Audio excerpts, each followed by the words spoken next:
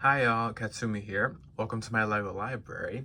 And today let's go to the modification section of the library and talk about my first actual modification to a set I had. So this is set 9494, Anakin's Jedi Interceptor. And I've modified it by mostly just changing colors, adding a few details. Nothing major really, but I still want to go through it and show off what I did. I decided to go back and build the set out of my set inventory. I had taken it apart at one point. I decided to go back and build it after I realized I had so many Empire ships, but I wanted more, and I wanted more good side ships.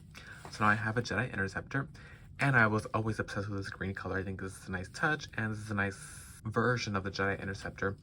This one was from, what year was it?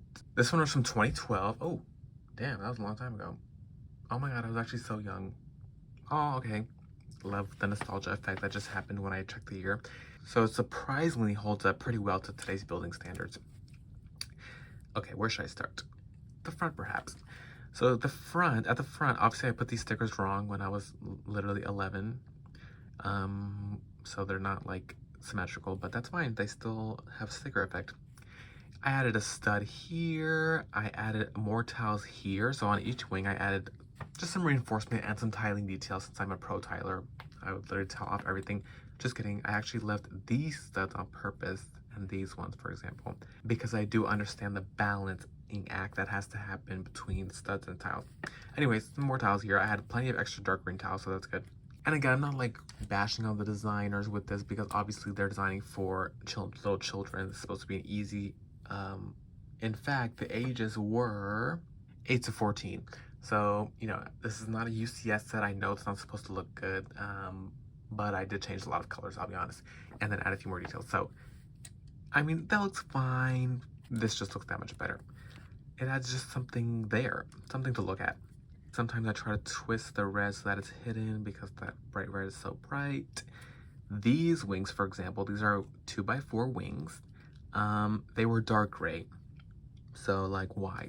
Why not keep them all gray so that it goes down this line of gray, light gray, and looks absolutely stunning. That's a pretty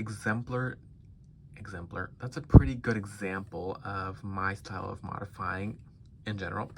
It's just changing colors of things that might, you know, that look good as they are, but can add much more value if changed or create a sense of unity or just thoughtfulness with each piece that you put onto a set. This R2-D2 is actually not the one that came with it. I believe this is I'm pretty sure this is the minifigure that came with it though.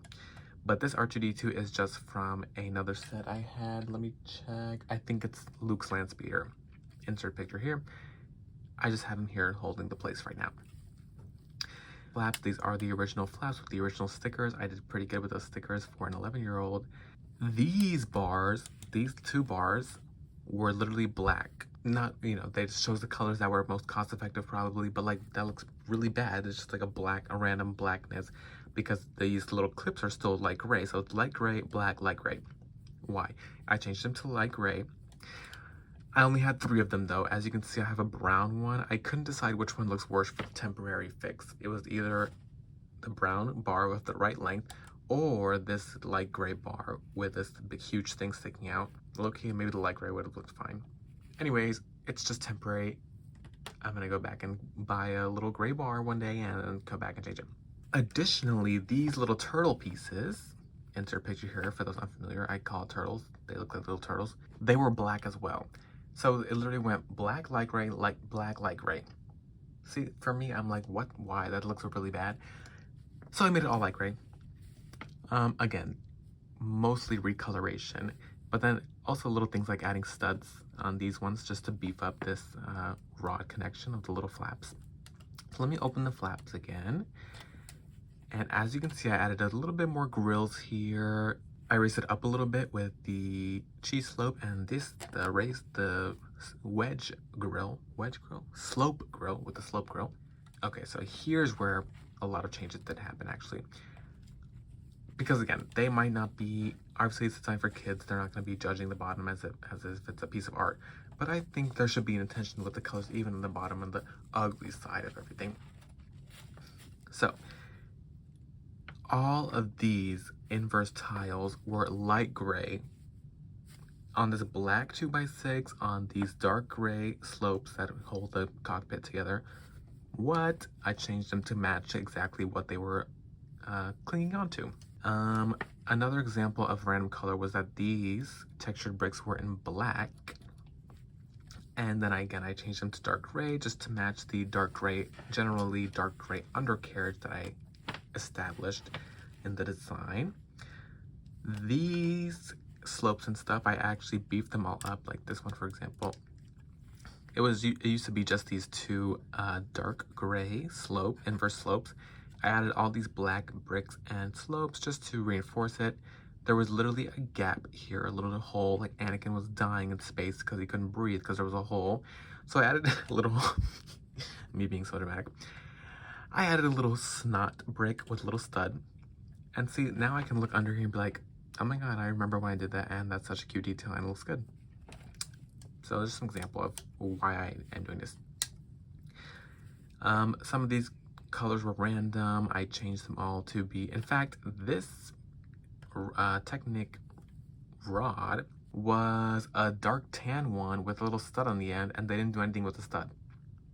I said, okay, I'm just gonna make it a regular Technic pin, have it be flush with the Technic mechanisms, and I'm gonna change the light gray to match the this light gray piece, this light gray piece, and this light gray piece.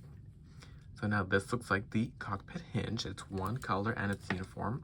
Oh, here's another thing. These two studs were dark gray. So again, light gray, dark gray, light gray. Why? I think all light gray still has texture, because actually in general, my philosophy is the form of the brick should speak more than the colors of the bricks. So they should all be able to be the same color, and you use different kinds of bricks to create texture and form and have something interesting going on. That's actually another way to word my design philosophy when it comes to Lego.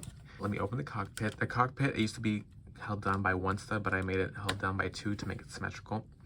So I'm glad everything stayed together, because sometimes it falls apart. So I added this tan piece, these tan grills. Actually, were these already there? Maybe they were. Anyways, mostly these tan grills then to just integrate it together and make the cockpit this tan space. I kept the bright red controls because I think that's a nice contrast, and it kind of matches the unfortunate Technic rod that has to be exposed there in the back. Another dark green just to bring in the dark green into the cockpit area, but otherwise pretty simple. Oh, I changed the color of his seat. I'm scared to move him because he has the brittle brown color pants. Anyways, I changed that to green. It was brown. I changed it to green to just reinforce that green. Oh my gosh, I'm so nervous. Okay, stay there, King. I love what they did with this dark tan with the 1x4 dark tans. There was plenty on the undercarriage, if you saw, and then I kept most of those and just kind of rearranged them a little bit. Here's one, there's more, and in the back. I added these little studs here. It was like just plain before. I think another color would be good, maybe tan, but I didn't have enough tan. Maybe if I get 2 tan studs one day, I'll change that. And then one last thing I'll mention was that these plates were right here were literally dark gray outside, light gray, black, light gray. Once again, what's with these sandwich Oreo cookies type energy? Like, I think they look so much better with all dark gray. Like, it's like you don't even notice that there's this big chin now kind of popping down under the cockpit because it's more integrated and not calling out at you with striped colors. So yeah, those were my modifications to Anakin's Jedi Interceptor. I had a lot of fun doing that, so I'm gonna start doing it more probably, especially as I run out of sets to review. Blink, blink. Anywho, thank you for coming to the library. Please let me know what you thought of my modifications. Do you agree with my color philosophy? Is your Lego design theory similar to mine? Or do you have a different approach? Are you one of those purists who wants to keep sets exactly as they were intended? Or do you modify them as well? Would love to converse about that in the comment section below. And may the force be with you.